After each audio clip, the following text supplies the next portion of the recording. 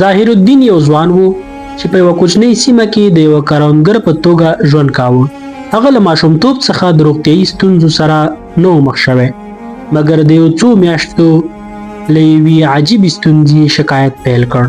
د پوزې له دواړو خواوو نه یې افرازات کېدل او کله ناکله یې د پوزې د پاکولو پر وخت وینه هم لیدله. ظاهر الدین په لومړي سر کې فکر کاوه چې دا به یو عادي زکام وي او ښه به شي، خو ستونزه ورځ تر بلې زیاته شوه.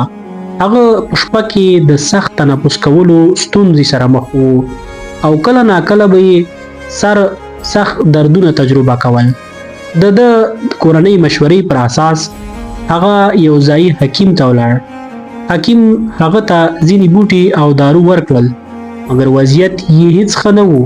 یو ماښام کله چې ظاهر الدین په خپله کرونده کې کار کاوه، د سخت سردرد او د سترګو شاته د فشار احساس وکړ. هغه په دې هم پوه شوی و چې د بوی کولو توان یې ورځ تر بلې کمیږي. یوه ورځ د خپلې پوزې پاکولو پر وخت یې یوه وړه ټوټه د ژیړو او سپینو موادو سره یو ځای له پوزې بهر شوه. دا وخت یې مور ورته وویل: ظاهره، دا نور عادي ناروغي نه ښکاري. زه فکر کوم چې ته باید ښار ته ډاکټر ته ولاړ شې. ډاکټر ته یې مراجعه وکړه.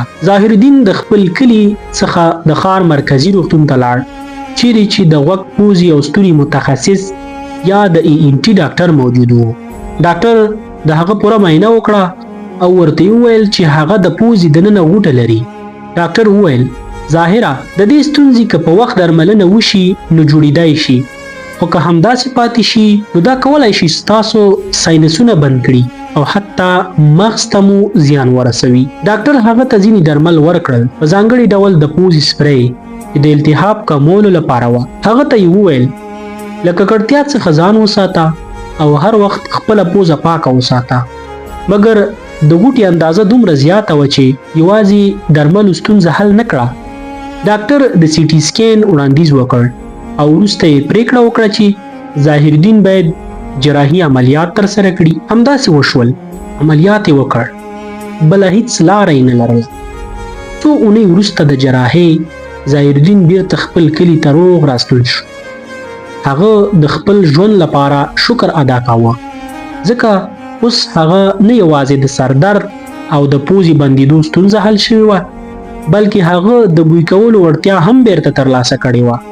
هغه خپلو کلیوالو ته مشوره ورکړه: که تاسو د پوزې کومه ستونزه ښکاره شي نو سمدستي ډاکټر ته ولاړ شئ. ځینې وختونه وړې ستونزې هم لویې پایلې لرلی شي.